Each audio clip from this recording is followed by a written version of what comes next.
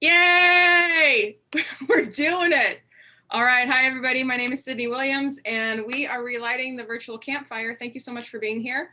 As you can see, this is not where I was for the first 20 days that we did this back in May and June. We are currently on the road house sitting for one of our board members. Yay! Whoa. We're doing it. Dang. All right. Hi, everybody. My name. Oh, getting it going. Nailing it. All right, so we are house sitting for one of our board members up here in the Bay Area. So this is not the campfire, beautiful background that I usually have at the Reggae Ranch, but we are here. We have some excellent guests today. And to kick things off, I want to quickly draw names and announce our winners. We did a couple giveaways this week for us hitting 5,000 followers on the Instagram. So we are going to start with this sticker giveaway. So I'm going to pull this up and share my screen so it's like you can see that we've got everybody. So this is everybody that commented on that sticker giveaway. So we're going to draw a name for that. Curly Hiker Girl, you're the winner. Congratulations.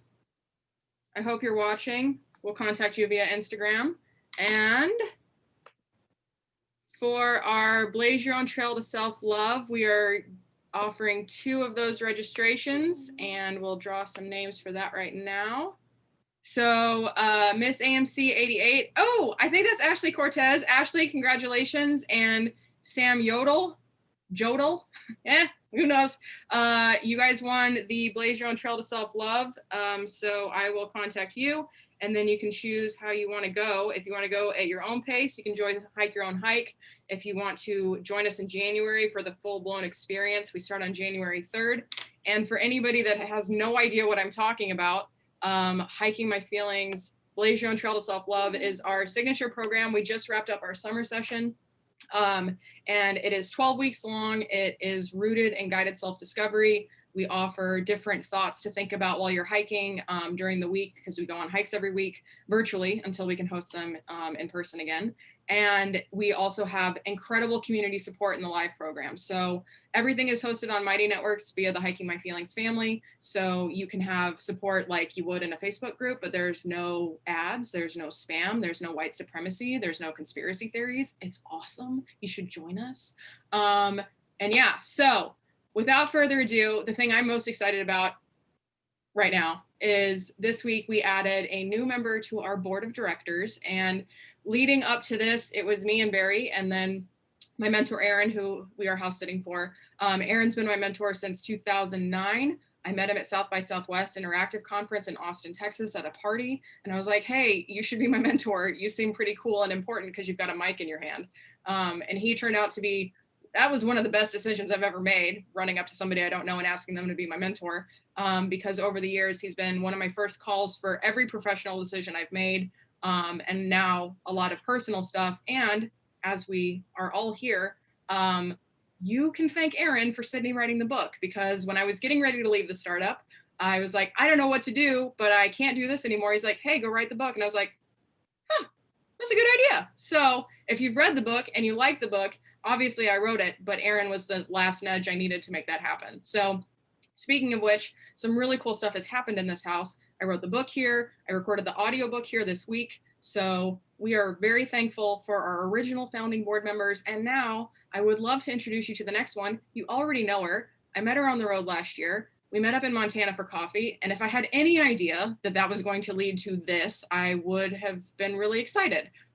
So without any further ado, Gabaccia is our new board member, and she is the Director of Social Responsibility.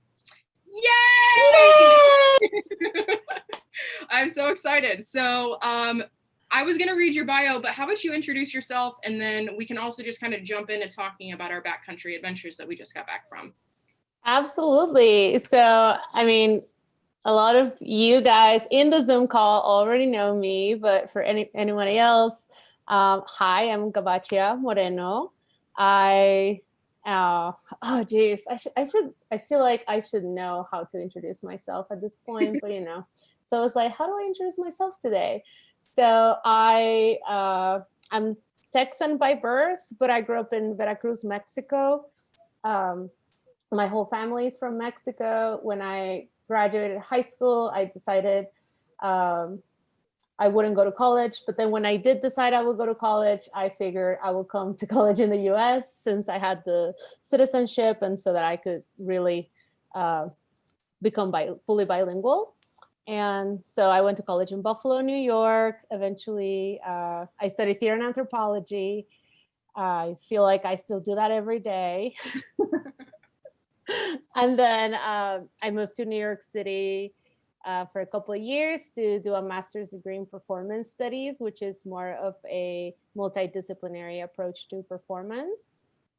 And then, kind of simultaneously, I was working retail and small business. So for the past like 12 years or so, I've been just working with small business development and marketing.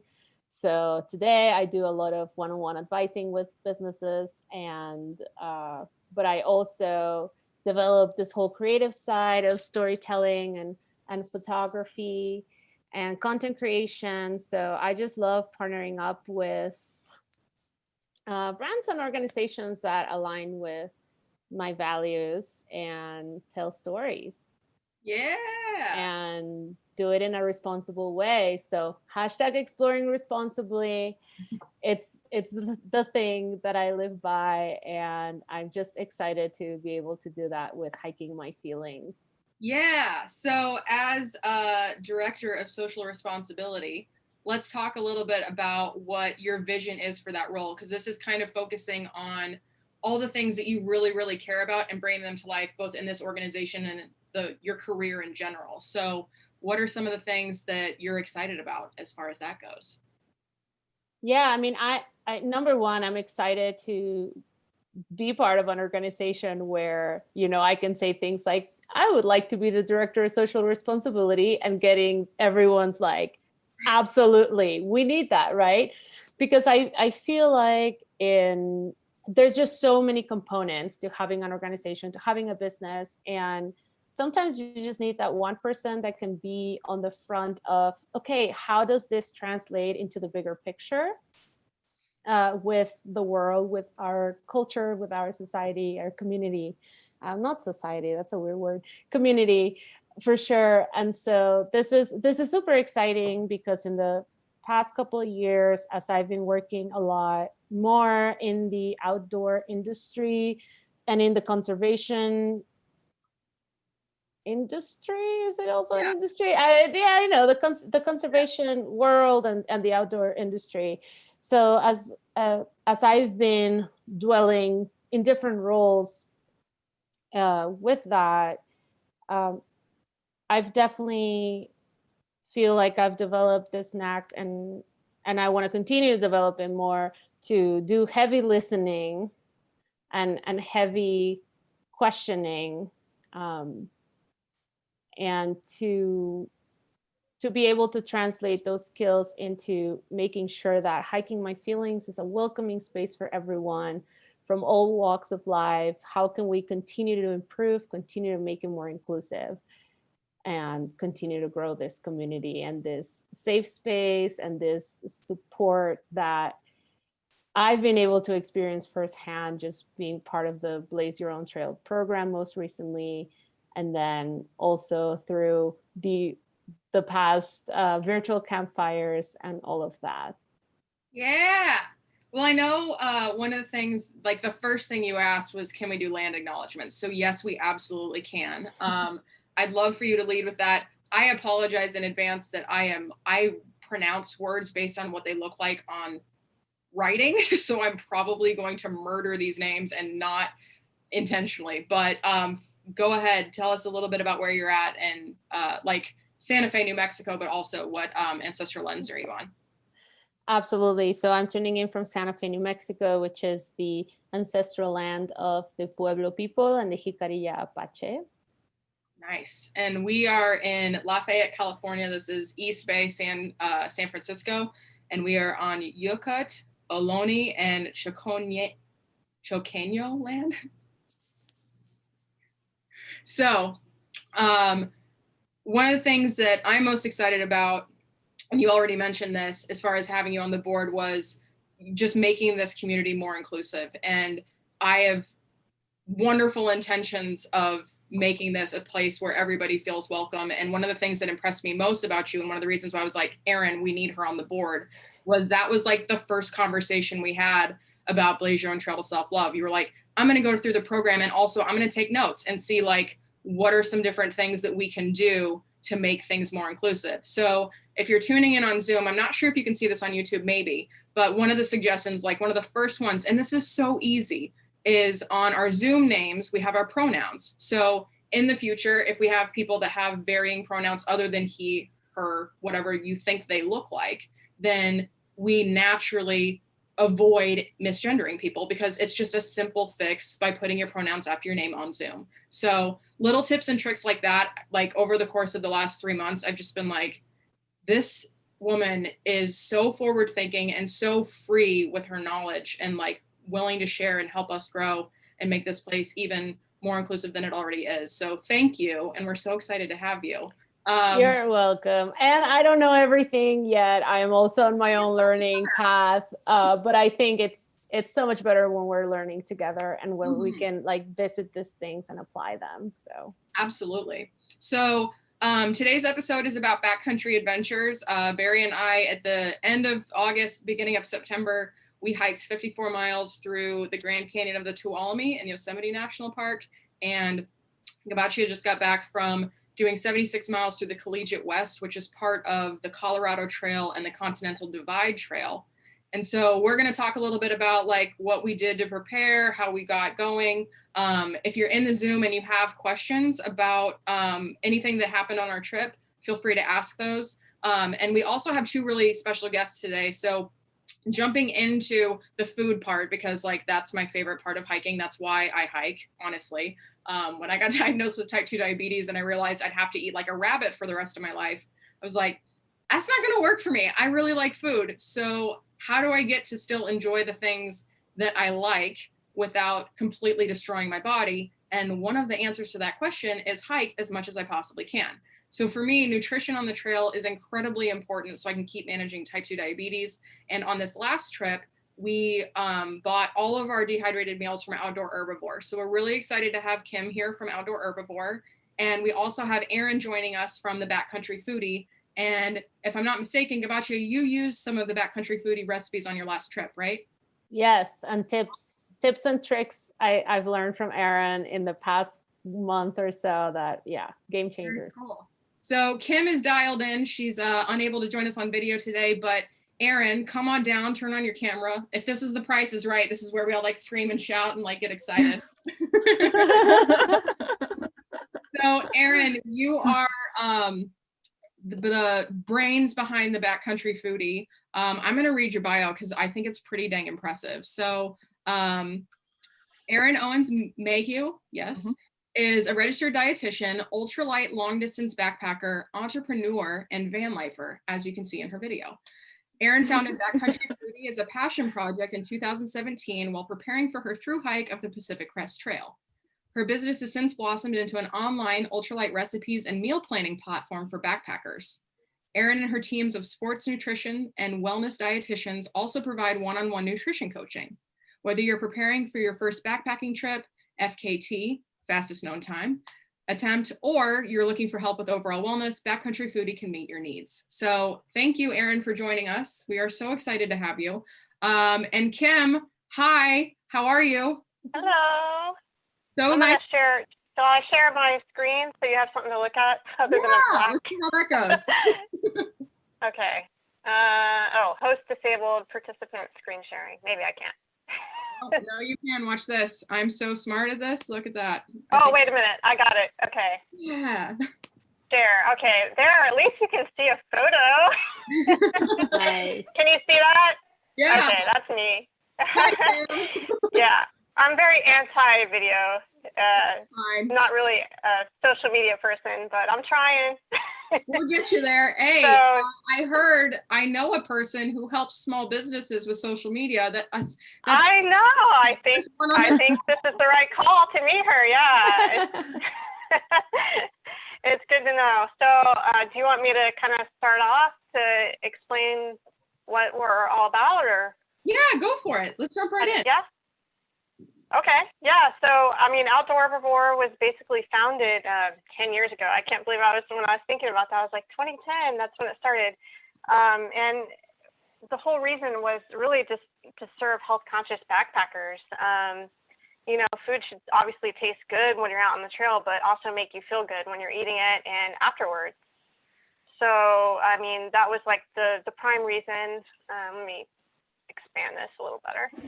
That's the prime reason why we exist. And it was really important to me that you're on the trail, you know, and you're kind of examining your meal, you're enjoying it, and you turn it over and you're looking at the ingredients on the back of the package, and you start reading through and you see food you actually recognize, and you're not going to see, you know, weird like flavoring agents or enhancers, food dyes, GMOs, sulfates, or any other weird additives.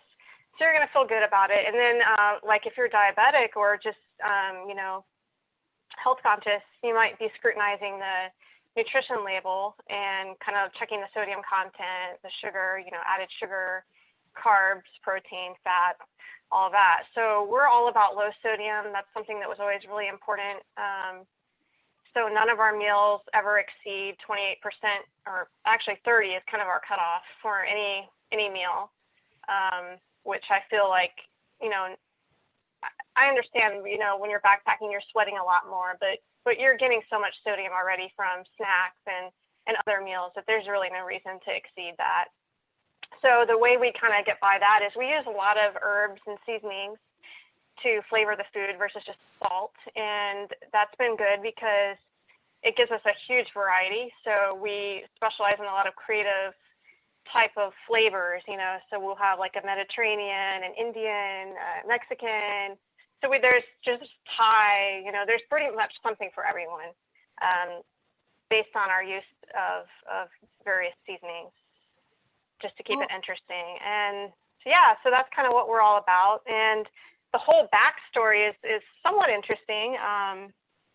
When I started this whole business, it all started when I was staying at a bed and breakfast in Damascus, Virginia. So at the time I was living in North Carolina, and my husband and I were just doing some cycling, and we needed a place to stay for the night.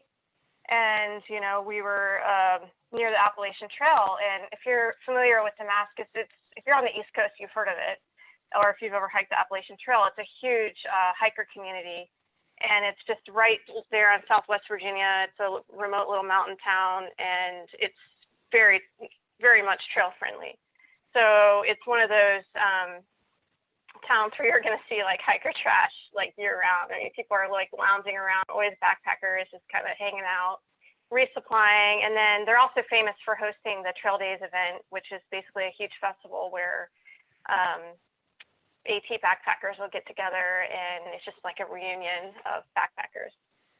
So we were just, you know, we didn't know any of this at the time, but we were in a bed and breakfast filled with AT through hikers. And of course, you know, as hikers often do, they're talking about their food, you know, and everybody's like, hey, what are you eating? You know, what do you like? And so we're just at length, you know, we were part of those discussions, and everybody's just kind of complaining about how bad they felt and how they knew they weren't eating well. And they're like, man, you know, I really feel sick. And actually one of the guys that was staying at the B&B, he was pretty sick. Oh no. And he knew he was eating. Yeah, he knew he was eating badly, but he's just like, well, I don't really know what else to do. You know, this is what I've got. And so the bed and breakfast owner at the time, she was kind of overhearing our conversations, and she's like, well, why don't you just make your own food and carry it? And I'm kind of like, well, how do you do that? You know, what do you mean make your own food? You can do that? You know, thinking she didn't know about food preservation. And she's like, no, you got to dehydrate it. And this is all new to me when I'm hearing this. So I was kind of curious, and I'm like, what do you mean? So she's showing me her food dehydrator, and she had a garden, and she was showing me like all her provisions from her garden and how she, you know, had dried her tomatoes and her bell peppers and various things. So she presents this glass jar to us, and, you know, they're all shriveled up, and I'm like, no way, this is a bell pepper, this is a tomato. So I'm like, I gotta taste this. And when I tasted it, I was blown away by the concentrated flavor. And I was just like, I can't believe that this is something people can do. I had no idea that. I always thought, you had to be, like this major company to do something like that. I didn't know people could just, make something at home and then get a food dryer and that would make it shelf stable. So that's kind of how like it all began for me. So when I got home from that trip back to North Carolina, I bought a food dehydrator, and I'm like, I think this is something I'm going to have to experiment with because there's nothing really on the market I could eat. I was a vegetarian and I had a lot of dairy allergies. And what I found with a lot of the vegetarian food is they add, butter and cheese, and just because it has high fat, they're trying to boost the calorie content. But I couldn't eat it, and so I was eating pretty badly. And I'm like, this is the way out of that. So I'm going to start experimenting, and that's kind of the inspiration. So it all started there in Virginia. That's really cool. And one of the things that I like most about Outdoor Herbivore, like I will say, of all the dehydrated meals I've ever eaten on the trail, in the van, off the trail, because it sounded tasty, by far yours definitely have the most flavor. So that's not just like a she makes it, she says that is true. Absolutely delicious. And one of the things that I found most interesting was your commitment to sustainability. Could you tell us a little bit about that? Yeah, so, when I was running this business, so, I was working full time when I started this, and I was kind of testing the marketplace. And I ended up going back to Damascus for the Trail Days event, and that was really valuable to me because I got like basically all the backpackers, like hundreds of them, testing and giving me feedback on what they liked and what they wanted to see. And a lot of them were saying, they wanted to see more vegetables in their food. They wanted to see more healthy fats. And so they were kind of telling me, this stuff I kind of knew in the back of my head, but I was like, that was really valuable feedback coming directly from the backpacking community at the time. And so as I was running this for the first few years, what I learned is, well, first of all, living in the Southeast is probably not the best place because to dry food, you're extracting all the water content out of it. And then you need to keep it dry.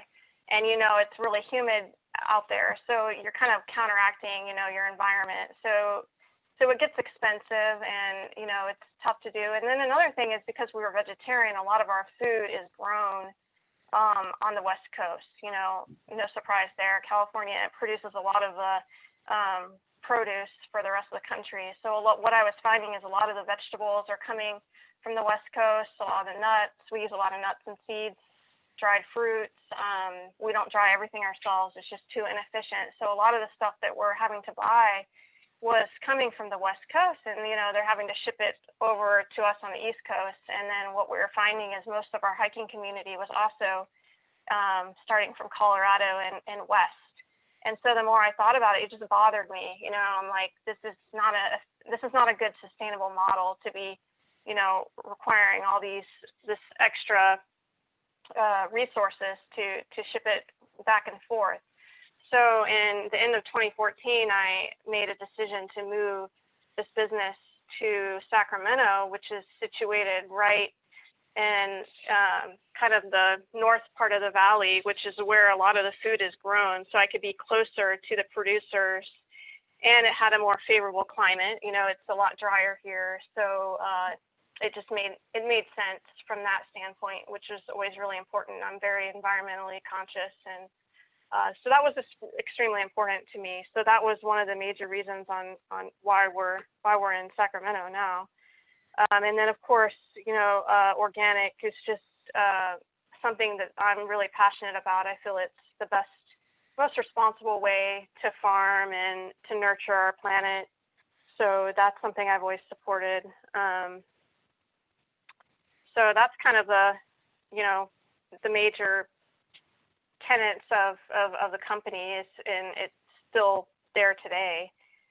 We're all about supporting our local farmers, food producers. Not 100% of our ingredients are of domestic origin, but we always disclose where they come from if they're not. Not everything grows, like quinoa, for instance, is one that we don't tend to grow in this country. So that's something that is not produced here. So not every single thing, but we try our best to always work with a farmer or a local producer. So cool. Yeah. And I think, and I mean, I don't know if it's just, I know that, so my brain thinks it tastes better, but I genuinely do tell the difference between like your stuff and like a mountain house or something like that. Like the quality of the ingredients is definitely above and beyond any other organization or company that makes this kind of food. And one of the reasons I'm excited to have both you and Erin here is because I know some people want to make their own, and that's what Erin is all about. And some people just want to buy it, but they want it to be really good for them. So we've kind of got like the DIY side covered with Erin, and we're excited to hear more about that. And then if you're like, there's no way you could not get me to dehydrate stuff, I have way too much stuff to do, I just want to go buy it, Outdoor Herbivore is like where it's at for me. So thank you so much, Kim, for being here. I'm going to stop sharing your picture, and then stay on the line, jump in as you see fit. And let's chat with Erin a little bit about Backcountry Foodie. I love hearing about how these companies get started, especially as we're growing ourselves. Like, obviously we're not a food company, but I just love hearing about how everybody gets started. So Erin, let's hear a little bit about how you got started before you started doing the PCT. Yeah, so I had a midlife crisis back in 2016. I had been in my job for almost 10 years then. My commute had gotten to be 2 hours each way. And then I just started doing really bizarre things. Like, the best story is that I was internet dating, and I met a guy online in the Philippines and went on a vacation for 2 weeks in the Philippines and then on to Bali with this guy that I'd never met. So I knew something was really up because I'm usually very structured, this just was not me whatsoever. And then I come back and I special order a car online, which is definitely not me. I'm very frugal. I live in a 60 square foot van now. So custom ordering a car was very out of my norm. So I just kind of decided something's up. I need to take a break. So I quit my job. By then I'd been a dietitian for almost 16 years, and I'd always wanted to do the Pacific Crest Trail, but I was so dedicated to my job that I just put it off and put it off. It wasn't something that I ever thought I could do. So I decided, I'm turning 40. So I started on my 40th birthday. It was just time to do it. And in preparation for it, like what Kim was saying, I started realizing that hikers just historically don't eat very well. And I started panicking. Being a dietitian, I was like, there's no way I'm going to hike for 4 or 5 months eating Pop-Tarts, honey buns, tortillas and ramen. That's just not going to work. I'm vegetarian too. So that's just not going to work for me. And I've always been an athlete, so I know I need a lot of food. I tend to eat a lot more than most women do. So once I started weighing what the traditional food weighs, I figured there's no way I can physically carry it all. So then I go into the kitchen, kind of like Kim. I'd never done DIY food. I was like, okay, I got to figure this out. I don't know what a dehydrator is. I don't know what temperature I should do it. I don't know what I'm doing, but I figured it out. And then fast forward up until now, I've created, in 2018, I wrote my first cookbook. Nice. My specialty is ultralight recipes. And being an ultralight backpacker is that I write recipes as light as possible, but they also provide the maximum amount of nutrition in that amount of food. So that way you can actually cram all the food that you need in your backpack and not have to eat the well, I don't want to call it garbage, but the less healthy processed food. So on those long hauls that you need to go 10 to 12 days with a bear can, you can actually carry all your food, because I've been able to manipulate in a way that it's very small volume and you still eat well, you feel good, you're getting the nutrition you need. So that's was my first cookbook, and that has since transitioned to my husband having a crisis. It's like, I'm done, I need a break. So we decided to buy our Sprinter van in September of 2018. So we started building that out. Then he quit his job in February of 2019, and we've since been in our van since March of 2019, full time. So he's now my partner full time in the business, and we now have an online platform that's specifically recipes and meal planning resources for backpackers. And just last week, we hired 4 dietitians to come on board to help us out. I know it's really exciting. So we have 4 dietitians that are going to help us with creating content, with one-on-one coaching, all sorts of things. So the things that I don't have experience with, they're helping fill in the blanks. So that way we have this huge group of resources to be able to, whatever hiker needs, we should have it for you. So that's where we are today. And that's That is so cool. Since 2017, we've really progressed, and we're launching a brand new platform in December. We've completely redesigned the membership site. So we're super excited because it's just to be far superior from the one that we've had. And people have really enjoyed the first one. So we're really excited about the new one that's coming. Man, that's awesome. So tell us a little bit about like the membership site and what can people expect when they sign up for a membership? So the way it is currently is that we have two options. It's going to change significantly, but the way it is currently is you can sign up for 75 recipes. Essentially, it's just a cookbook with 75 recipes in it. There's nothing more. Or you can sign up for 175 recipes plus meal planning service. And essentially, it's those same 75 plus 100 new ones, and any kind of resources that you need, whether it's tip sheets of knowing how many calories, how much protein, carbs, how much water you need to drink, how to dehydrate foods. I have webinars that are for the really deep dives when you really want to learn like the nitty gritty. We have blog posts in there, we have videos. Twice a month we have group coaching calls. So I get online for Zoom meetings with our members twice a month where we just chat for an hour about food. So folks bring their questions, we talk about food for an hour, and it takes the full hour every month. So people are really into it. I think we had 30 people in the last call, which is really pretty Dang. exciting. So yeah, we hit our first 1,000 members last week, so it was super exciting. So we're growing. We just launched it in December of 2019, so we're growing. But all that is going to change into 175 recipes, but the new platform will let you create a favorites list, so you can pick all your favorite recipes and always go back to those instead of having to search individually. It'll also create meal plans for you, so you just pick on all the different recipes you want. It tallies it all up, how many calories, how much it weighs, how much protein, just by a click of a button. Then with your meal plan, it'll give you a shopping list, so you know exactly how much you need to go to the store and buy. And then you can do an unlimited number of those. So you can do one, let's say you're going on a 3-day trip. Let's say you're going on a 5-day trip or a through hike. You can save all those and just use them over and over and over again. So we're super excited. And we have personal profiles where hikers can start interacting with one another. So you can see if people are in your local area. Some of the things that people have shared is like, oh, I have to buy like a pound of cream cheese, but I'm never going to use it all. So we're hoping hikers will be able to talk to one another in the same city and be like, oh, I'll split it with you, that kind of thing. And then the meal planning portion is going to double in size because we have so much more help. It's going to be similar content, but just significantly more robust. And then the other is going to be the ongoing calls. I do live streamed events. So I give talks once a month, sometimes twice a month about different things.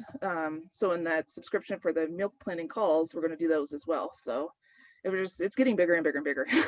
That is so Yeah. cool. What a rad resource. Oh my Yeah. gosh, I'm so excited about this. I was like, I'm gonna join. That sounds great. Yeah. So one question that I have, and I think this is a good way to like start talking about the adventures we've all been on, and how to like nourish yourself properly through that is, and this is for Kim, for Aaron, for anybody who knows the answer. So I track my hikes through Map My Run, and it gives a calories burned number. On a really long backpacking day, like on our last trip in Yosemite, I was averaging like 4,000 to 5,000 calories burned. Now, I'm assuming that's some kind of calculation based on the weight that I say I am in the app and the activity I say I'm doing. In your experience, is that an accurate representation of how much calories we're burning when we're like fully loaded backpacks trekking up a mountain, or is that like really inflated? Well, it really kind of depends. I don't like using a lot of calculations because you could be doing that hike, but maybe one time you have a 15-pound pack, or you could have a 30-pound pack. The app doesn't know that. Right. You could be in the cold where you're shivering. You burn 400 calories an hour just from shivering. The app doesn't know that. So you could be like this, for hours, and you could be burning more calories, and it doesn't know that. You could be at altitude where you're burning more calories at altitude than you are down low. So the app, it kind of gives you a good baseline, but I wouldn't rely on it 100%. What I recommend our hikers to do is, well, number one, some hikers eat less on trail than they do it on a regular day. So I really recommend that they start out with just a daily intake at home to see what a baseline is, and then keeping a hiking food journal. So for the next couple of hikes, just kind of write down, what did you eat, what did you drink, how'd you feel, what was the elevation, how much what did your back weigh?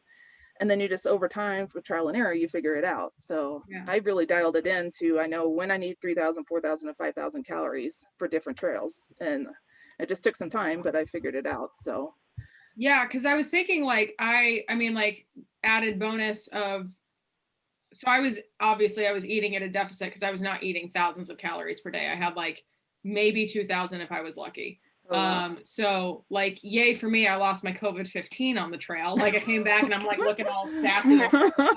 But is there a general recommendation for how much you should be consuming? I mean, obviously it's going to differ for everybody, but how do you not just turn into a skeleton on a long distance trail and continue to like keep nourishing yourself? Like when you were on the PCT, obviously you're not just having like a couple thousand calories a day. I would think you were probably eating more and more and more. Is there a general recommendation from like a nutritionist perspective that we should be mindful of when we're picking trail snacks and different meals? Well, and going back to it, everybody's so individual. Yeah. Even like my comparison is I did the Oregon Coast Trail, the PCT, and part of the AT. Those I was pulling the same mileage, but very different calorie levels because the difficulty of the trail was so different. Right. The Oregon Coast Trail, I ate 3,500 calories walking along the beach. I mean, it wasn't hard. Then on the PCT, I was eating 5,000 calories, still pulling 20+ mile days. Then on the AT, it kicked my butt. It was up and down and up and down. And I was eating over 6,000 calories a day, still carrying the same amount of weight on my back in 20-mile days. So I can't really give a good estimate for people. It truly, in my opinion, is just get out there and hike, keep track of what you're doing, and then you figure out what's best for you.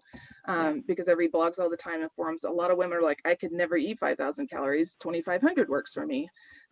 So if that's what works for you, and even some of my male clients only need 4,000, and I eat 6,000 for the same thing. So Right. everybody's metabolism's different. Yeah. Like I said, go ahead.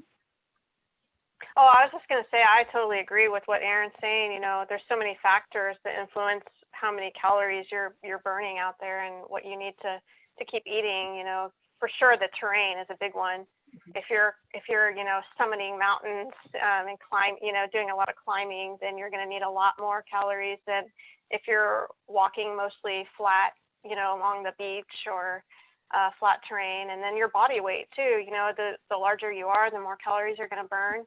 And then your pack weight. I mean, you know, that's a load that you're carrying on your back, so it represents, you know, more work.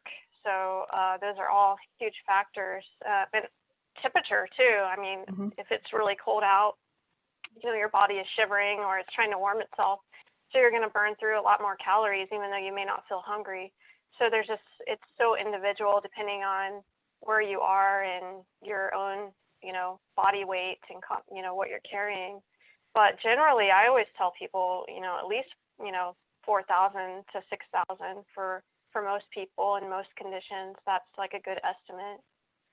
Dang. Yeah. Well, I'm like basically starving myself when I go backpacking. So I'm so glad that I got to talk to you guys and learn about this. Cause like, I mean, the good thing about what we were doing on this last trip was, one, I felt light on my feet, which was great because like I hate feeling like bogged down and heavy and gross. So thank you, Kim, for making meals that make me feel good in my body. And two, I'm just going to say it. Let's talk about pooping on the trail because legit, it's a huge, huge thing. Like if we don't feel like regular, if we're not moving things through our body, like that can really impact our performance as well. I will say, Outdoor Herbivore, I had no problem pooping. I was regular. Yeah, we have a lot of fiber. Yeah. Yeah. I purposely put a lot of fiber in our recipes too for that very reason. Yeah, and that's a good one for diabetics. You know, that's so important. That's kind of how you evaluate whether something is a complex carb. Does it have a good amount of fiber? Because that's going to slow down the glucose release and just keep everything in check. But also help things move through your body as well. So yeah. So Gabaccia, let's talk about what recipes and tips and tricks you used and what was your favorite that you did and how did that go for you? So my favorite recipe that I grabbed. So number one, like from Erin, I've just learned a lot and I decided to buy my own dehydrator. And this was like me doing, but here's the thing though, like this is like preface to my whole trip is that I planned it during the busiest time of my life. And so basically I dehydrated everything the day before, the 2 days before, the things that I was going to have time to dehydrate. So I only ended up dehydrating beans, which was super fun and interesting, and then some chicken sausages. And so all of Erin's recipes are either vegan or vegetarian, and I am omnivore, so I brought some additional animal-based protein with me. But I took her Frito pie. I've never made Frito pie in the backcountry, and that was just like one of the mega highlights. And then the whole, so she's always recommending, like, just if you don't have like a limitation to your body, you can just get like the cheap ramen from the shelf in the, those are like 15 cents. It's so cheap.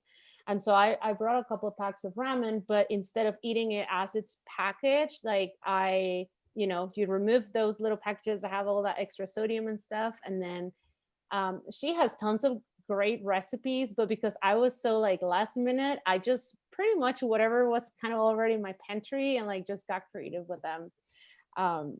But it was super fun to just play around with ramen like outside of the box, and something that I learned once I was already on my hike was this whole thing about altitude curbing your appetite. Mm-hmm. Where I'm normally hiking and I'm hungry as a bear, but for whatever reason, I was like, struggling eating my granola bar in the morning or having my oatmeal or whatever. And then it clicked on me because there's a whole section about beverages on the website. And whenever I was in one of Erin's calls, and there was a little bit of a talk about smoothies and beverages and stuff. And that's just something that I've never done, like I only drink water when I'm in the backcountry. Like maybe I bring a packet of iced tea or something to spice it up. But this is when I realized, like, oh yeah, that's what that whole beverage section is for. So that when I don't want to eat anything solid, I can freaking drink my calories. Yeah, that's brilliant. Yeah, we offer an entire line of meal replacement drinks for that very reason. And now my body knows why. So Erin, tell me a little bit about the meal, like drinking your calories on the trail, because that makes sense. Like everybody drinks protein shakes before or after a workout on normal flat land. Like, yes. Why have I not thought about this? And like, what are some of the recipes that you enjoy drinking when you're on the trail? Well, the all-time favorite is the easiest one. It's my chocolate peanut butter shake. And you can make it out of the grocery store. It's just Carnation Instant Breakfast powder, the chocolate, peanut butter powder, which you can get PB Fit at the grocery store, or I like the Anthony's brand because it just has peanuts in it. There's nothing else. And whole milk powder. That's all it is. And our recipe is 600 calories. It has over 30 grams of protein. It has plenty of carbs. It has plenty of fiber. It has enough fat to keep you sustained. And you add 8 ounces of water and you're done. So I keep them in my pouch, in my hip belt pocket. So if I'm one of my talks that I give is I talk about bonking. And one of these things, like you said, you're losing weight, you're calorie deficient, is I keep those extra calories on me when I feel like I'm getting ready to hit the wall, down 600 calories, and then I just keep going, because sometimes you've got another 3 or 4 hours before dinner's going to happen. So I use it for that reason. It's kind of like my emergency backup plan. There are people that don't like to eat in the morning, but then you struggle to get going because you just don't have any nutrition. So it's good for in the morning. It's perfect for altitude when you're not hungry. It's perfect when you've got, let's say, Giardia and you don't want to eat, but you really need to have something. So if you're having to drink fluids, why not get some nutrition in through it? So I have plenty of smoothies. I have plenty of like protein shakes with peanut butter. Oh gosh, they're all over the place. I think we probably have 10 or 12 different varieties of things. Or even we have a, what I call my afternoon pick-me-up. It actually has instant coffee in it. So nice. It's got about 100 milligrams of caffeine in it to kind of get you going through the rest of the afternoon. So that's another option too. But I'm a huge believer in meal replacement drinks. That's really cool. And I think, so we have some good questions in the comments on Zoom. So one of the folks says, I personally have ulcerative colitis and IBS, and have discovered this spring that I need to follow the low FODMAP nutrition eating requirements. Is anyone, Erin or Kim, are you familiar with hiking food options that are tailored towards low FODMAP? I am not, but this is why we just hired dietitians that are. So I get this question a lot and I don't have experience with it. So just last week, like I said, we actually just hired somebody that does have experience with this. So within the new meal planning site, we're going to have all those kinds of resources or the one-on-one coaching. So Fantastic. I don't know, Kim, do you know anything about it? We got a lot of, one of our employees has IBS, and so she kind of always tells us what she can't eat. So that helps. I know for some reason there's like onions and garlic and bell peppers. Some of those, a lot of them are you're not supposed to eat. They break down and cause a lot of digestive issues. But the actual foods themselves, I'm not real familiar. I know we get a lot of customers asking if we can custom make some of their foods because they're on that plan, but we don't have a lot of people where we, customize around those that diet. But it seems like it's getting more and more common. So that might be something we need to look at more closely in the future. And then thank you both. Another question. Mary's asking, is it just altitude that curbs appetite on the trail? She had a very low appetite on her Catalina trip last weekend. And for reference, if you're not familiar, the Trans-Catalina Trail, the highest point on that trail is 1,800 feet. So it's a really strenuous hike. I would bet heat probably kills your appetite a little bit too, right? Or can. Well, and I've just heard this in common with a lot of hikers. Just usually the first 1 to 2 weeks, people lose their appetite. But then after that, that's when hiker hunger really kicks in and then you can't eat enough. I'm not exactly sure like what's going on metabolically to cause that to happen. I don't know if it's just the shift from you're having a regular day to you're physically like pushing yourself and your body's just adapting to that. And then it finally kicks in like, oh, I really do need that much more calories and energy to keep me going. But I know that's a common phenomenon for a lot of hikers. I don't know, Kim, do you have anything else to say? Because you've been hiking too. Yeah, I always just tell people to take something that you're going to like, because a lot of people, they become really picky, nothing really tastes or sounds good, so they don't want to eat. So if they just take small amounts of food that they know they absolutely will like, that seems to help. A lot of soups too, and chia seems to do really good at higher altitudes. It's really gentle on your system. And it has a lot of water content. Chia in particular is really good for digestion, so we always recommend those for people. But that is a really common complaint that we hear is people they just lose their appetite at the higher elevations, and there's really nothing you can do, but you need to make sure that you are eating something. That's absolutely critical. Yeah. And I think variety is really important too, not packing the same thing day after day after day. So if you don't feel like eating, you're forcing yourself to eat something you really don't want. So having like it all mixed up, then hopefully within that mix of things, there's something that is appetizing. So flavor fatigue is a real problem.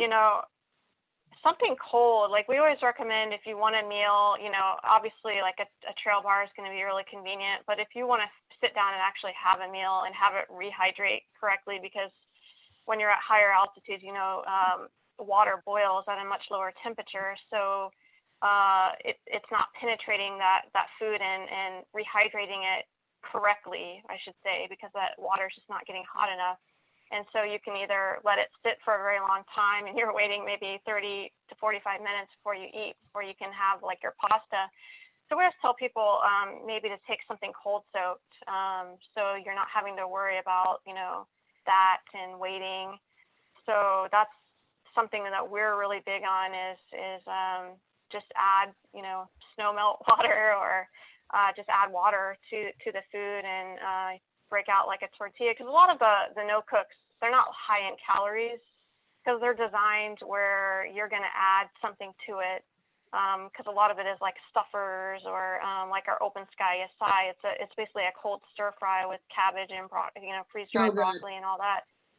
Yeah, but that you could eat it by itself, but it's really it's designed more that you would put it in like a tortilla and have it as a wrap. So those are the kind of the things I always tell people. You're going to be happier with your food at higher elevations because you're not going to be eating crunchy rice or crunchy pasta. Well, and that's actually, so I know that I feel like I just kind of got my mind blown. So I know that like water boils faster at higher elevations, but I didn't realize that's because it boils at a lower temperature. And that would explain why, like, because I've always read like the labels where it's like, if you're above 5,000 feet, add time for your food to like rehydrate. And I was like, I don't get that. Like, it's hot boiling water. Like, what's the problem? I didn't realize, wow, either I'm really pretty and having a blonde moment, or this is just like not widely known, but like I legit did not realize until right now that the reason that it boils faster is because it boils at a lower temperature. Oh, I'm cute. Yeah, it has something to do with pressure and atmospheric pressure and all that. But yeah, a lot of like the guys that summit Everest, and they have to take the pressure cookers. That's why they have to take those to boil, to actually reconstitute their freeze-dried or dehydrated meals. I just oh my goodness, that's wild. I'm really glad you said that, because now I feel educated. So that's great. So let's talk, Gabaccia, tell us, like, what was the coolest thing you saw on the trail on this last hike that you went on? You can break it down into categories like wildlife, scenery, weird stuff, whatever you want. But like, what was some of the coolest things, like the memories that what's the first story you tell people? That's a better question. What's the first story you tell people when they're like, tell me about your adventure that you just went on? Oh, the first thing that I say is that I needed that. The first thing that I say is that I needed that. And then the thing that I'm going to remember the most, I mean, like I hope I never forget this, because it was the feeling that I actually rested. That never before in my life I felt my mind so well rested. So that's like, you know, that's why I went, and I am just so happy it happened. But other than that, a really cool moment that I had was that I felt like I was being like observed. Like, I just felt like someone was staring at me, and I was hiking on the side of this mountain, and there was, you know, like a big valley underneath me or to my side. And I was there for a while, and I just kept having this weird feeling. And then soon enough, I decided to like scan my whole area. And then there were two lady moose just very fixated on me. And I just saw them for like, I don't know, maybe for like half a mile. I would just keep turning around, and their heads were wherever I was. Just boom. They were super far away. It wasn't like, you know, it wasn't even like I could take their photo or anything. They were far away, but they were boom on me, and it was hilarious. Oh my gosh, that's so cool. I know. So that was like one of my highlights. And then it's hard to say like if there were like, if I had my favorite views, because everywhere, so, and then as I'm hiking and asking people that have hiked either the full loop or sections of the Continental Divide, you know, they've all kind of said like, this is the stellar spot. So these places that I was going through were just all like breathtaking, like just jaw drop after jaw drop. But on my last night, when my original camping spot turned out to be maybe not the ideal, and I didn't even see it, but my kind of hiking neighbors, what I call them, my hiking neighbors, told me, because I told them, oh, I'm going to go up to the next lake. I was in a place called Hunt Lake, and I was going to go up one more lake. There's a little lake above it to camp, because I've read on the Guthook app, which is the app that I use for navigation, that it was good for camping. They said, oh, this Hunt is overrated. Come up here, it's better. So I was like, well, I'm going to go to the better one. And they told me, honestly, it didn't seem like it was going to be a good place for camping. Like, I wouldn't camp up there tonight. And then I looked around and I saw the sky was getting really cloudy. And I was like, yeah, you know, maybe we're going to have a little storm, and I don't really want to go higher up. So I'm going to stay here and look for a place to camp. I hadn't I had been fishing all that time when I was at Hunt Lake, so I hadn't seen really where the heck can I actually camp around here. And so I got back on the trail. And there was also like a big party of like young people blasting music, like just exactly what you want, when you're in a backcountry trip. But that didn't even matter, because when I got on the trail to look for a place, I just found literally, and if you guys follow me on Instagram, you've seen that little time lapse of me setting up the tent. That was my view. And it was just the most epic campsite. And then because it got cloudy and we had like one of those sunsets when it was like the whole rainbow in the sunset, where like it starts getting gray and dark blue, and then it turns purple, and then it becomes pink, and then it goes orange. And then I think the fires were starting to pick up. So I feel like also that affected the light, but it was just one of the most beautiful spectacles I've ever seen in my life. And I just got to watch it from pretty much my tent. Like I set up my tent, I sat there for hours, and it started raining at some point. And and then some people were fly fishing on the other side of the lake. So I actually got to see someone catch a freaking fish in that lake, because all the time I was there and other people were there, nobody caught anything. I mean, I saw many, but none of them will bite. And then I actually, as this sky is clouds, multiple color changing, rolling in, and this angler goes and catches a trout. It was just, yeah. I love it. Oh my gosh, that sounds so perfect. And I think that that's like one of the best parts about hiking. And Aaron and Kim, if you're still on, I think one of the coolest things about like long distance stuff is just not necessarily, because especially if you're moving from like campsite to campsite, because you're like through hiking a trail, you don't necessarily spend a lot of time in one place, but just like in a region, like finding home in those different areas. Like, what was that like for you, Aaron, on the Pacific Crest Trail? Did you feel like really connected to any of the different parts of the trail? No, not in particularly. It was more actually just being with hiker family, and you just going along with your friends, and you just, if you want to stop early, you stop early. I learned quickly that your plan goes out the door like on day 2. Like I'm super like structured, like I said early on. I like to plan, I have it all laid out, and it was just gone by day 2. So I learned to let go, just kind of enjoy the moment. And if you want to stop early, you enjoy where it is. If it's not what you thought it was going to be, then you keep going. If your friends are going into town, you go into town. It's actually similar to our lifestyle now in the van, is we have no plans. And it's fantastic.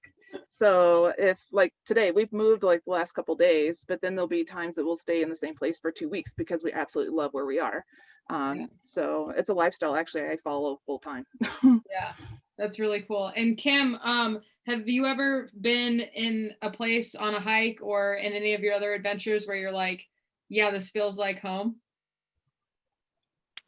Yeah, I mean, there's places out here that remind me of the Appalachians, or I'm always kind of like, wow, this feels very familiar to me. You just got to enjoy the moments, as they come, because like Aaron was saying, like there's something always unplanned that happens. Usually it's a rainstorm that didn't show up on the radar. Like one of our last adventures, we got completely rained out. I mean, it hailed on us, and the trail just we were just basically walking in water. Like, it's like, is the trail a riverbed or what? I mean, it was, and it's hard to believe now that we've had, months and months of drought. It hasn't rained, but that was one of our, adventures that we were planning to do a certain section, and it just kept raining so hard, and you just have to hunker down and deal with it. So usually it's weather for us that tends to always be unknown. You never know what you're going to get, and so you have to work around it. But that's just part of the fun of being out there. And I personally like that. I like kind of you know, the unexpected. I hike with my husband, and he's the opposite. He's very planned. He's very particular, and he wants to know exactly how things are going to go. So that always makes it interesting, the two of us.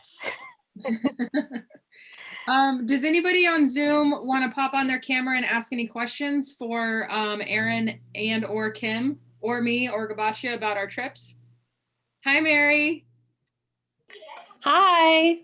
Okay, this is not food related, but I just got back from my first backpacking trip, and I'd love to know, how do you clean your straps? Mine stink really bad, and I have this awesome new backpack, and I want to take really good care of it. So what's a good way for cleaning it and not ruining it?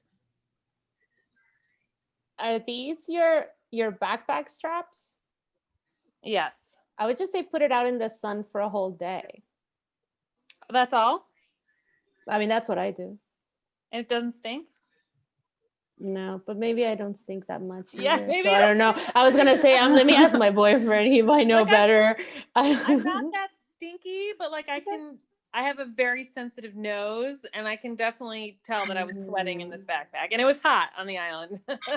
Well, when I'm through hiking, I actually have to dunk mine in the bathtub, and the water will be brown. It's so dirty. So I just have to dunk it and kind of scrub it a little bit. And I've had my pack for, I don't know, 5 or 6 years, and it's still holding up. I had the Osprey Exos, and Okay. it's holding up well. And I've done that every big hike like that. I just dunk it in the bathtub with a little bit of detergent, very, very like mild, just to get some of it out, because I'm dirty.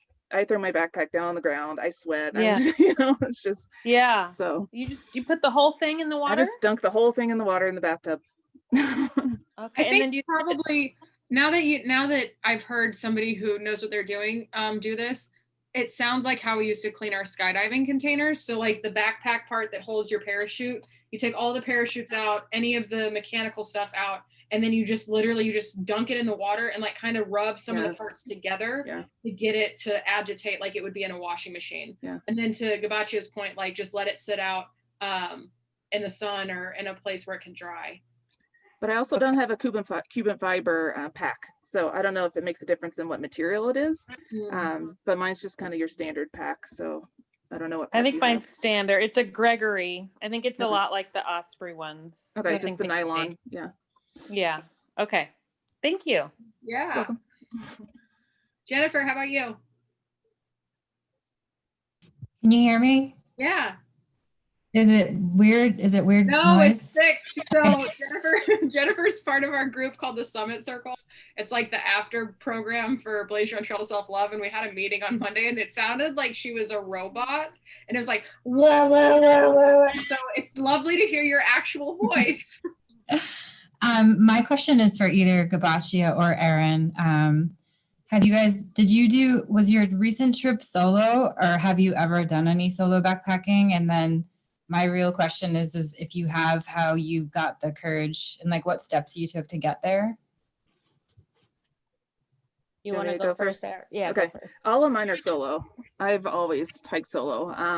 And to be honest, I'm more afraid of men than I am animals. So I purposely stay in the wilderness when I need to camp. And if I go into town, I go into town really quickly and then come back out.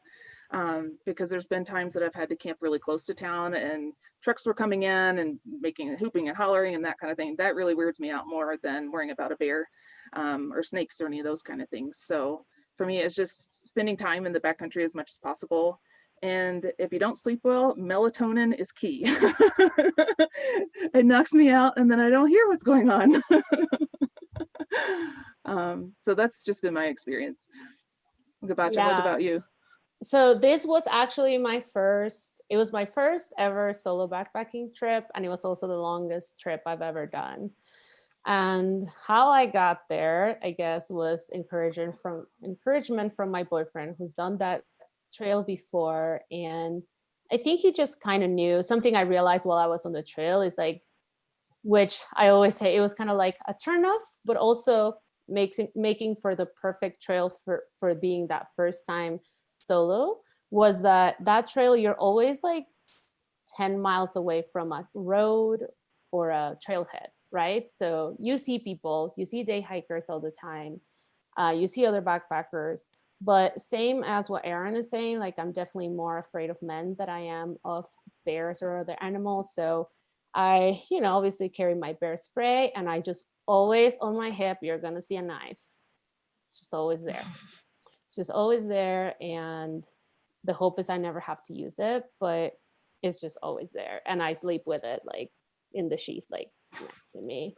And for sleeping too, like if you whenever you're nervous, and also recently somebody asked me on Instagram, like, oh, I love to go backpacking for a long time, but I'm afraid of the dark. I was like, just backpack during the full moon. This backpacking trip, I had a full moon, and it was just wonderful. Like I could see, or maybe that could have been scary, that I could see the shadows of things on my tent at night, right? And sometimes it was like, oh, this is like Snow White in the forest. But to have a good night's sleep, what I was using was CBD, and I just like put me at ease, and I could have a nice sleep. But it was, I really enjoyed being by myself, and I think that was a big part of how I managed to feel so rested.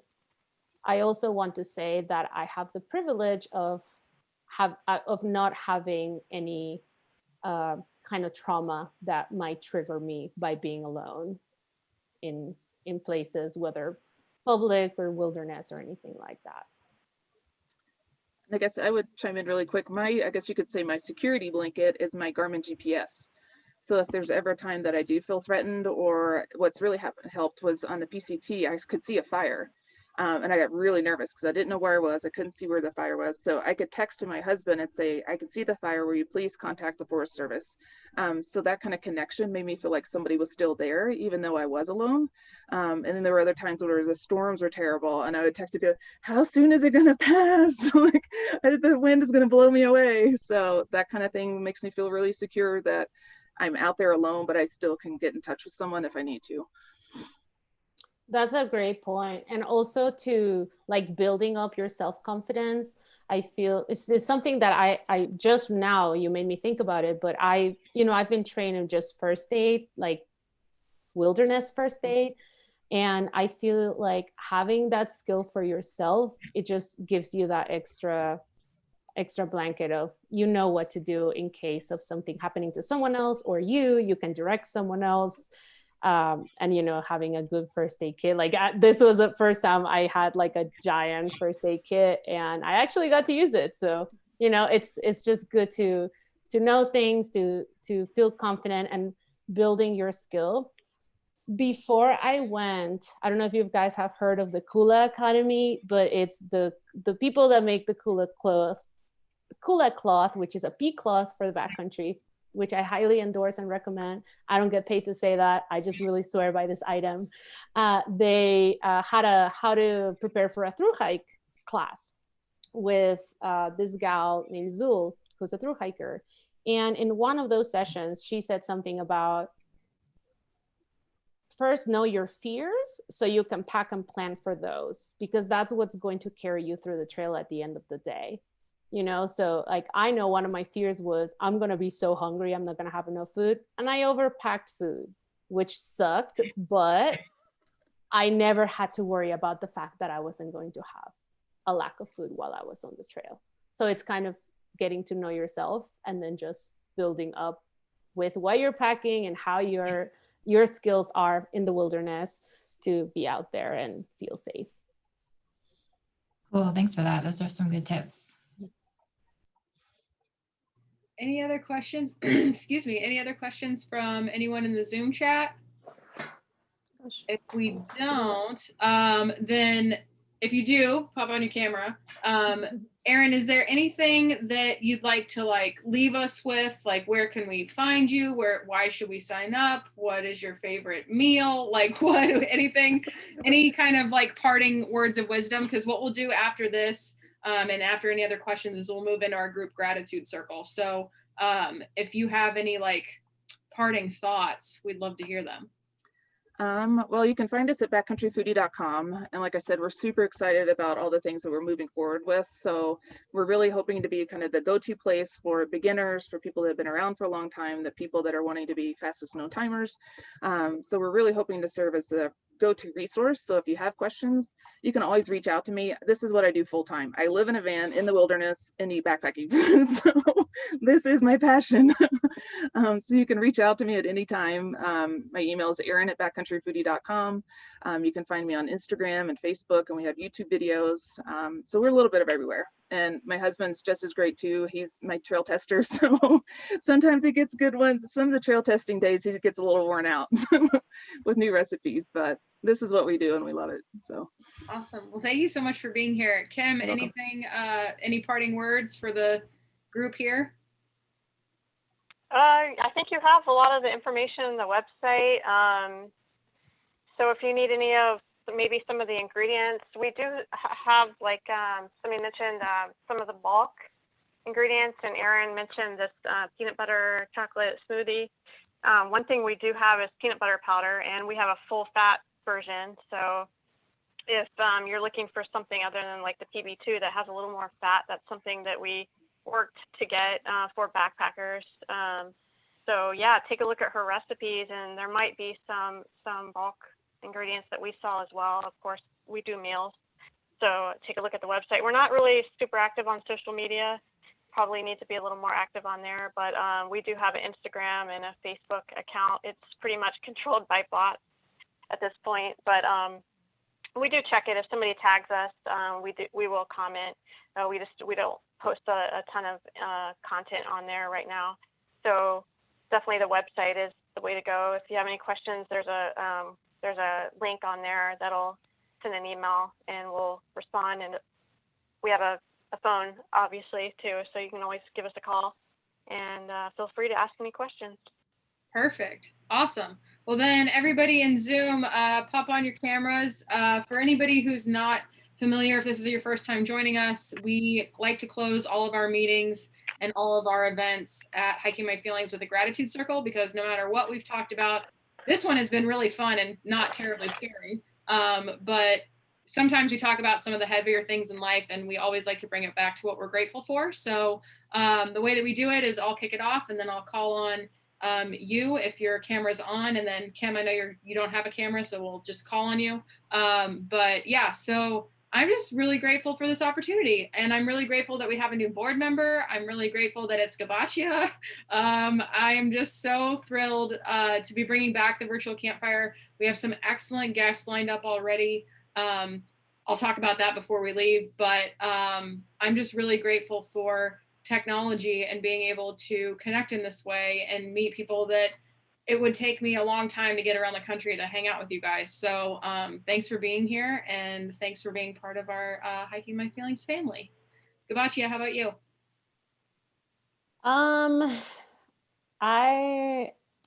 I'm definitely grateful for this space. I feel like that goes without saying, but I want to say it. And I don't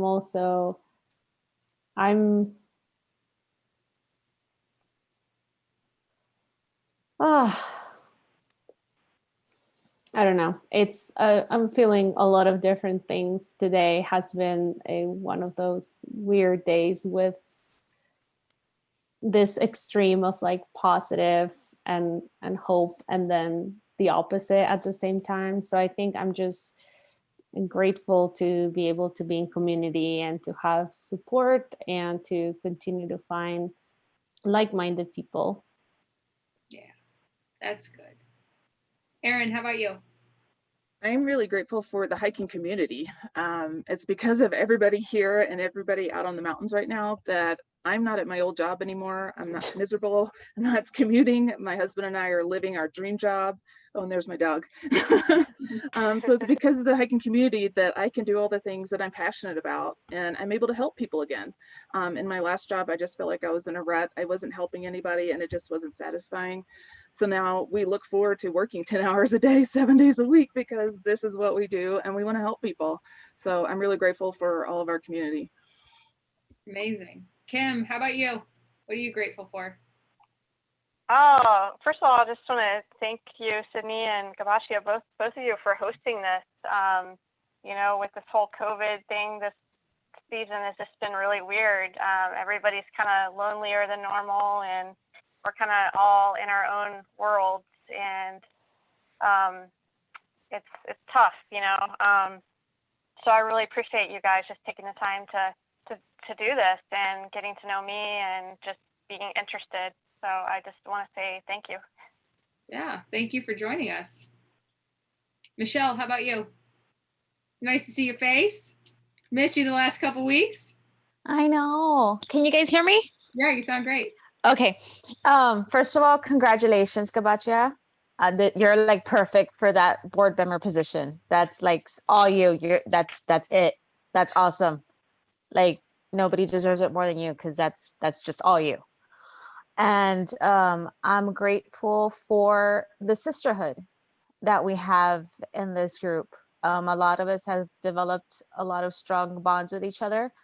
And one strong bond that I do have is with Gabaccia. I'm learning so much from you every day, and I love it because I'm just learning and growing. And it's thanks to you and thanks to everybody else in this group. That's what I'm grateful for. I'm grateful for learning and growing and getting better and living a healthier, happier life. So Yay. Oh, guys, so good to see your face. I'm so glad you're here. Yes.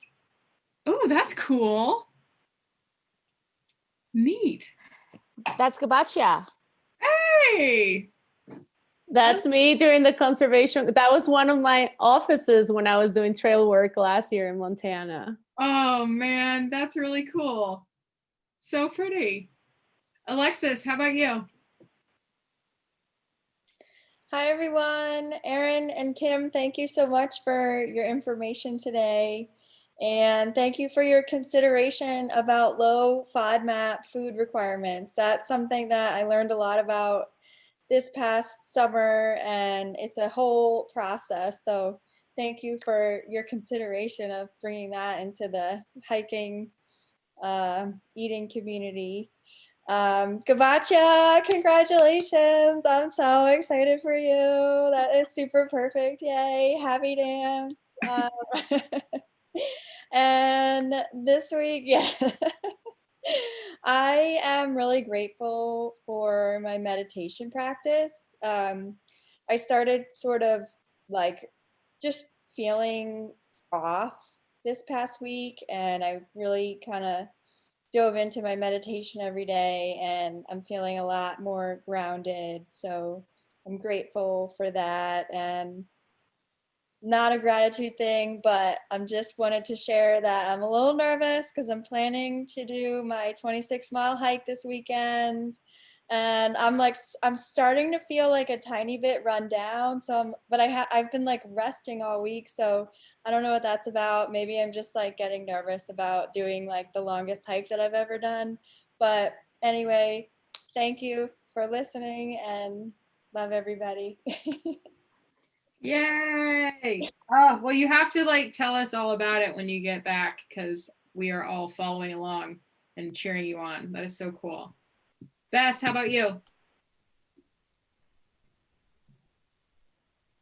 My first time using my iPhone, so I'm just really grateful.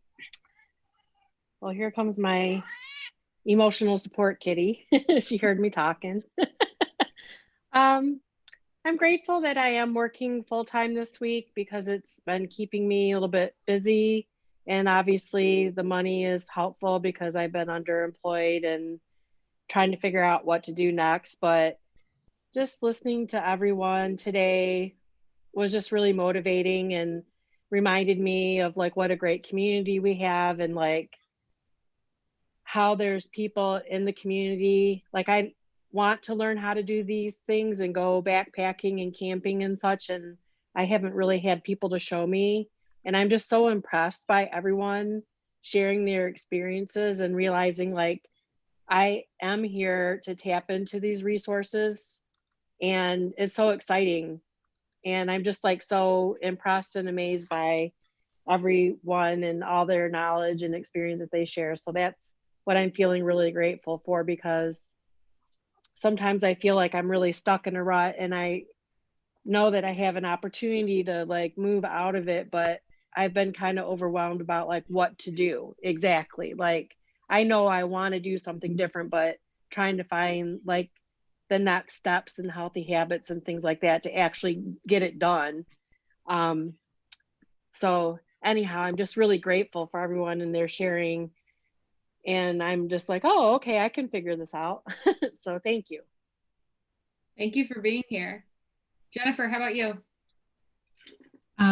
Thanks, Sydney, for having the space for us. Congratulations to Gabaccia, and thank you, Kim, Erin, and Gabaccia for sharing what you did today.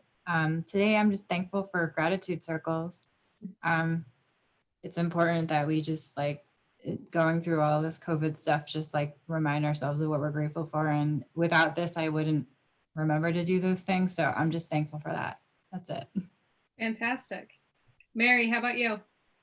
She's glowing, everybody. Mary is glowing. It's what she does. The sun is back in San Diego. I can glow again.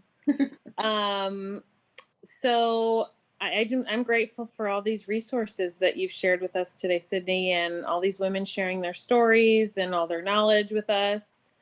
I shared this with the group the other day, but one of the things about my first backpacking trip last weekend that really struck me was just the reminder that food is fuel, and having it literally fuel me all day, all night for 3 days straight was a really good reminder that I've taken with me into just everyday life now that I'm back at home. So I'm grateful for that reminder and all these resources that I have so I can do it even better next time. So thanks. I love it. I think that's everybody. Okay, cool. So a quick update. So Barry, who was a professional skydiver for 16, 17 years, he's washed a lot of rigs in his day. He gave me the lowdown. So Woolite detergent is a really nice, light, not super aggressive detergent. And he said skip the sun baths because that sun will degrade the nylon. So wash it with Woolite, hang it to dry. And like maybe put a fan on it just to kind of keep some air circulating so it doesn't get mildewy and funky. But that's from Barry's professional recommendation, having washed a bajillion rigs for skydivers. So next week we have the first person from Mexico to earn the Triple Crown. Her name is Zelzin. She's going to be joining us as our featured guest next week. And the thing I'm most excited about, in addition to like talking to her because she's a legend, but the fun fact that I found out was before she did the PCT in 2017, she did not speak any English, and she learned English on the trail. So I'm just really excited to hear about her experience, both as a woman of color, as somebody not from the US. Like, how do you decide to come here and hike 3 huge trails around the US? And like, what are the logistics involved with that and stuff like that. So I'm a firm believer that borders are dumb and that everybody should be able to go anywhere they want. So I'm really excited to hear about how she made it through this whole thing and got to come here. So we have Zelzin next week. The week after that, October 8th, we have Emily Isaacs, who used to be the former executive director for Women's Wilderness. And she is a wilderness therapist. Every time I talk to her on the phone, I'm like, I feel like I'm on fire in a good way. Like, she's so inspirational. And she has this practice that she's working on called Sense of Place, which she takes her daughters to this same area in Colorado, like every day or as much as they can. And they pay attention to like the birds and the native plants and what kind of animals are migrating through the area and where is the sun setting, and just really getting in tune with a specific piece of land. We can do this at our house. We can do it at a park. We do it at the Reggae Ranch because in the summer, the sun sets over by the moon tower. As the year goes on, then over the winter, it sets over the city of San Diego. So it's just really cool to pay attention to these things. So we have that coming up in 2 weeks. And if anybody has found really good value from this, if you're watching on YouTube and you're like, oh my gosh, this is amazing, how do we keep it going? I have an answer for that. It's called a donation. So if you go to hikingmyfeelings.org/give, then you can donate to help us keep this show going and maybe pay somebody's salary at some point when we start thinking about what it's like to pay ourselves to do this work. So hikingmyfeelings.org/give is how you can make that happen. And if you want to join, if you're watching us on YouTube and you want to join us live in the Zoom chat, we have the Hiking My Feelings VIPs group or the virtual Campfire VIPs. It's $9.99 a month. With that, you get to join us live on Zoom. You join us for the pre-show chat, post-show chat. When we have musical guests, you'll get to do sound check. You also get to participate in the live Q&A, group gratitude circle, and then we also offer gifts and prizes from our sponsors and partners as they make those available to us, which you will get access to. So join us on the Hiking My Feelings family. You can go to family.hikingmyfeelings.org, and then you can find the group from there. And if you have any questions, or you'd like to be a guest, or you want to request a guest, or you want to introduce us to somebody who would be epic for this show, you can do that at hikingmyfeelings.org/campfire. So thank you guys so much for being here. We are so excited to have the fire back. And next week, we're really looking forward to chatting with Zelzin. So Erin, Kim, Gabaccia, thank you so much for being here. And if you're on YouTube, we're going to say goodbye. If you're in the Zoom, we're not done yet because we like to party when we're done. So YouTube, good night. Thank you very much. And we'll see you next week. Stop the live stream.